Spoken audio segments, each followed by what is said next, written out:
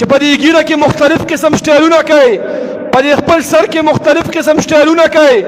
دا ګوره د محمد مصطفی صلی الله علیه وسلم د سنتو پسې ګوره استهزاء ده. یا دا ګیره مکمله ختمه کا او یا مکمله پرېږدم، په لږ ځای کې پرېښوستل او لږه وهل او په دې کې مختلف سټایلونه کول، والله العظیم دا د محمد مصطفی د سنتو استهزاء ده. دا ګوره ګستاخي ده. داسې عذاب کې به د الله مبتلا کی چې د الله د عذاب نه بیا خلاصېدی نه شي. په دې ګیره کې سټایلونه کول، په دې سر کې سټایلونه کول، دا د مجوسیانو طریقه ده. نبی علیه الصلاة والسلام بارک راضي هغه فرمایي نهى رسول الله صلی الله علیه وسلم عن القزع.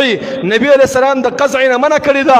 قزع دې ته ویل کېږي چې ته نیم سر وخرې او نیم پرېږدې. لکه زمونږ په دې معاشره کې مختلف کټینګونه دا سکاوو والا خلکو لکوي.